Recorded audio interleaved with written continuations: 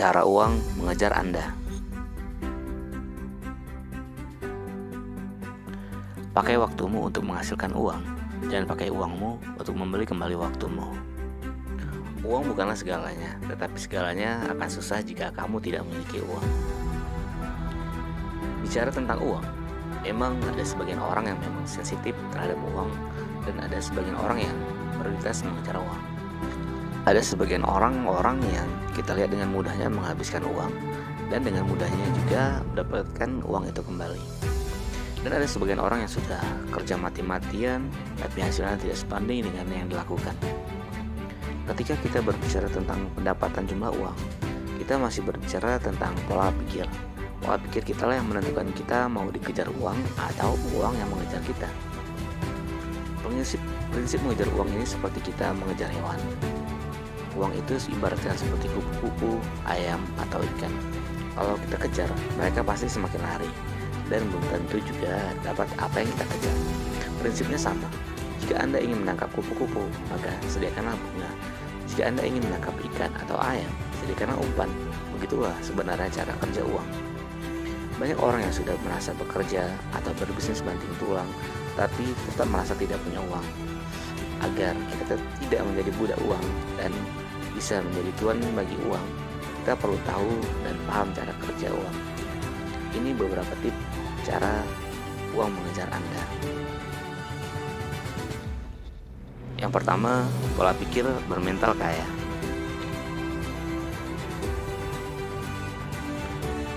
Referensi ini saya ambil dari sebuah penulis bernama Ken Honda, seorang yang penulis buku terlaris yang sangat terkenal di Jepang. Dia sudah mewawancarai 12.000 milenial di Jepang dan mencari informasi dan data dari para milenial tersebut.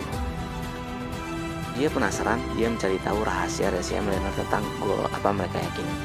Dalam wawancaranya, dia menanyakan kepada salah satu orang terkaya di Jepang, yaitu Wahei Takeda, atau sering disebut Warren Buffett-nya Jepang. Dia menanyakan apa rahasia hingga mencapai kesuksesan pada tingkat terutama pada bidang finansial ini. Dia mengajarkan salah satu teknik yang sederhana yang dapat kita praktekkan, yaitu yang dinamakan dengan arigato money atau terima kasih uang.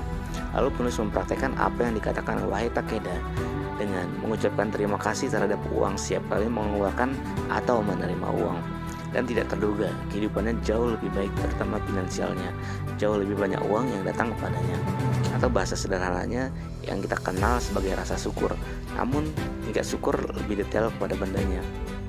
Dan buku yang dituliskan Ken Honda, selain pola pikir, teman juga mempengaruhi jumlah pendapatan uang kita. Ketika kita berteman dengan seorang yang memiliki energi positif tentang uang, maka energi positif dari uang itu juga akan hadir pada kita. Tapi ketika kita berteman dengan seorang yang memiliki vibrasi negatif tentang uang, maka kemungkinan besar hasil negatif akan menular pada kita. Maka berhati-hatilah berteman.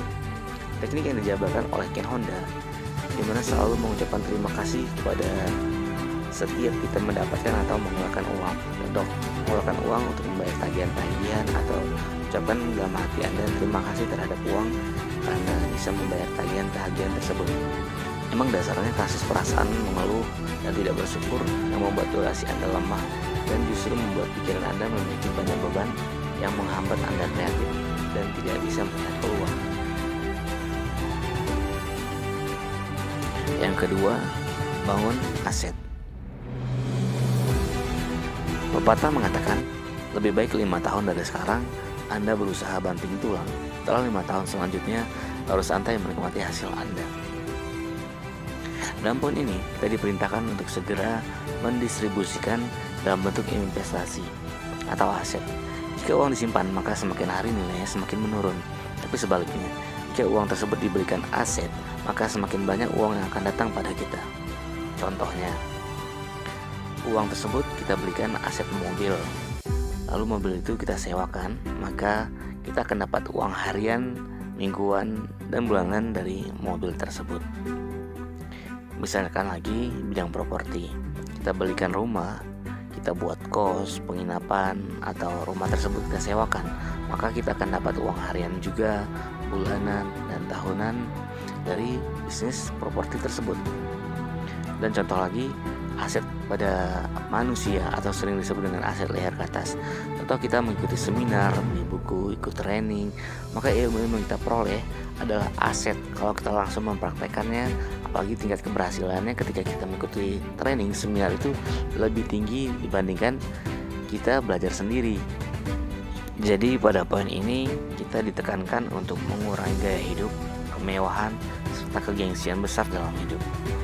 Di sini diajarkan kita pada benar-benar menabung, berhemat, lalu hasil dari tabungan kita itu langsung kita belikan pada sebuah aset, dan aset itulah yang nantinya menjadi aset uang untuk mengejar kepada kita. Yang ketiga, sedekah.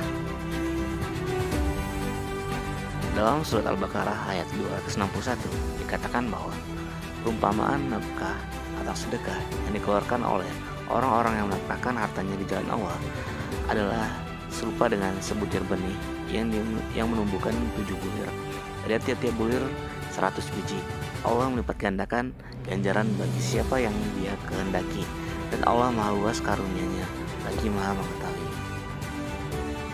Guru saya mengatakan bahwa uang yang kamu distribusikan untuk sedekah, maka uang akan mengajak teman-temannya untuk mendekati pada kamu. Sementara uang yang kamu simpan, dia tidak punya teman dan nggak ada yang diajak untuk mendekati kamu, pastikan ada uang untuk kamu sedekahkan. Coba lihat lagi para miliuner dunia ini, ada orang-orang yang suka bersedekah. Bahkan sahabat-sahabat Nabi yang kaya raya, maka sudah dijamin masuk surga oleh Allah. Juga mereka orang-orang suka bersedekah.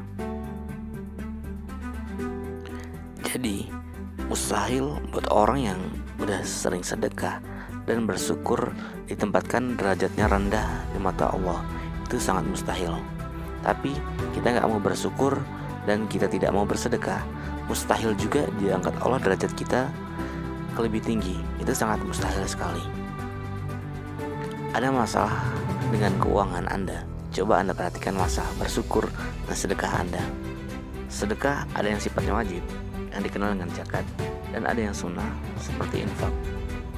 Dari segi bentuknya, sebagaimana diriwayatkan oleh Abu Musa, sedekah mencakup segala amal atau perbuatan baik dan tidak terbatas pada mengeluarkan atau menyumbangkan harta, tetapi mencakup juga bantuan kepada orang yang membutuhkannya, mengajurkan kebaikan, dan menahan diri dari kejahatan. Hal ini sesuai dengan hadis Rasulullah SAW yang mengatakan bahwa sedekah tidak akan mengurangi harta. Hadis Tirmidzi, bahkan beliau pernah mengatakan, turunkanlah atau datangkanlah rezekimu dari Allah dengan mengeluarkan sedekah. Hadis Al-Baihaqi. Dengan demikian, jelas bahwa sedekah memang dijanjikan akan menambahkan rezeki oleh Allah Subhanahu wa taala.